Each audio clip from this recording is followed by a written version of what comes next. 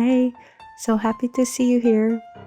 Have you wondered how to make your watercolor painting look loose and juicy and preserving that very bold and vivid color, yet having the correct values? Because in today's video, I'm going to show you fun techniques that do exactly that. I will walk you step by step with this Christmas bell example. Stay tuned. I have two reds in my palette, and the red is the most important color in this painting. I'm gonna go with the one that's more vibrant, and that is Scarlet Lake. I'm gonna start with the sketch that you can also download from my website. It's in the link in the description below. And I'm adding this masking fluid only on the tips there and the top of the bell that is closer to us. Let it dry completely, and then I move on to the next stage. I'm wetting the paper, and the way I like to start to do that is to spray the paper and then go over with a flat brush just to let it soak in. Now switching on to a smaller brush, I'm adding a combination between the lemon yellow and the Scarlet Lake. All the colors that I'm using in this watercolor tutorial, you can find them in the description below. They're all listed there, and if you don't have any, you can find the closest replacement you have in your own palette. So I'm adding here the first layer, which is gonna be the light. So the sun's light, it's warmer, it's like a warm yellow. So I'm adding that to the areas that are gonna become lighter at the end, and also on that that shadow on the ground, a little bit on the ribbon. The secret here is to have your paper very wet. Don't wait until your paper becomes dry. I'm working on the second layer now, and in the same mix that I have with the lemon yellow, I'm adding a little bit more of the red. You'll see here that I'm not focusing and tracing the contours that I have made with my sketch too much. It's a loose painting, so we still want to have that spread of the color into the paper. However, on the bell on the front, I don't want it to be too loose because this one's gonna be in focus.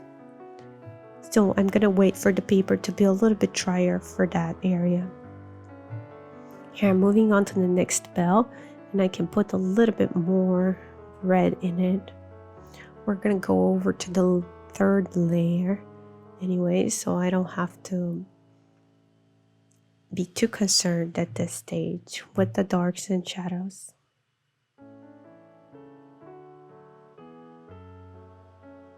I'm wiping the edges because the paper starts to become a little dry. And now I have pre-wetted that area, and I'm adding a darker layer.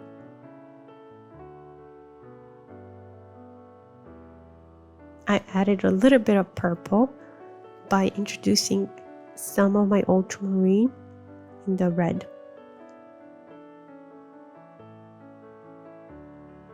Don't make this layer too dark. It's a very diluted mix of color.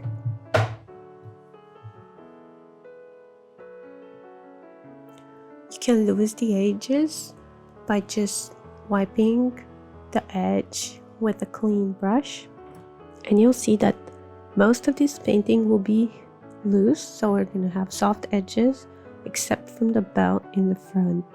The bell in the front is going to have some crisp edges.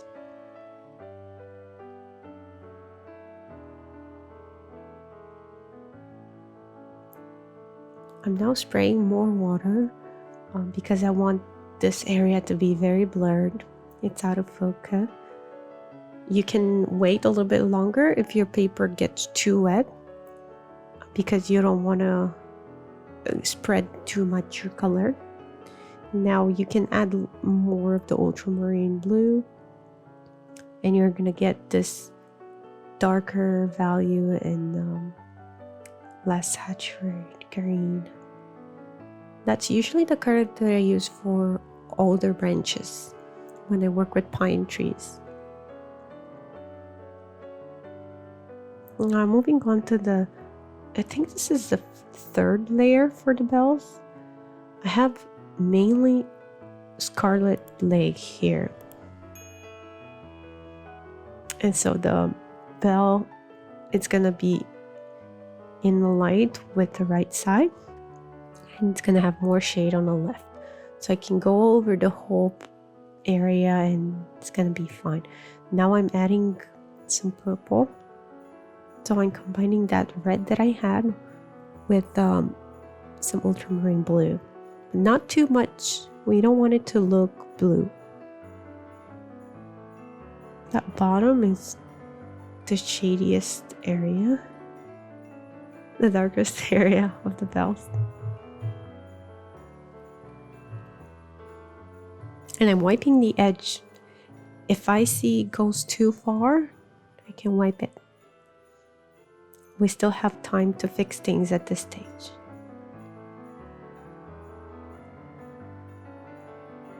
If you want to see more of my work, you can head to my Instagram. I have their daily posts and updates with the process and new paintings that I create. Some of them are good, they're just practice, and I like to post there everything, so it's very clear what my process is and just show everything that happens, not just the good parts. Now I pre-wetted that bell again, and I'm adding this combination of the blue and the red. This is gonna be a very thick mix. You don't want to have too much water because that creates those blooms.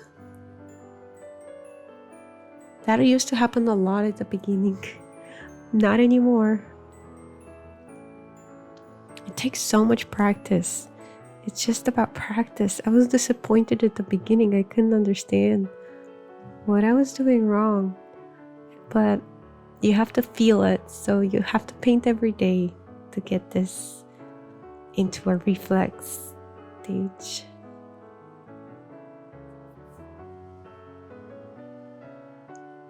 You see, I'm going around the curve area there, and I'm gonna lose that edge.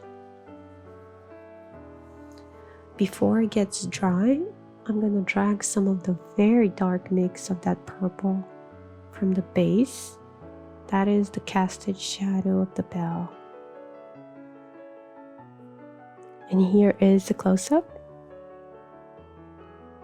You'll see here I am applying the last layer, the darkest, which is a combination between the ultramarine blue and the Payens gray. I'm using a very small brush for this stage.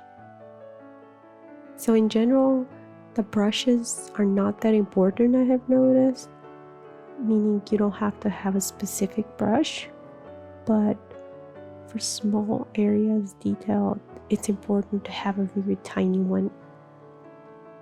I have here a Da Vinci. I have a list below and you can see it there. I'm switching back to my larger brush because I won't want this to take forever.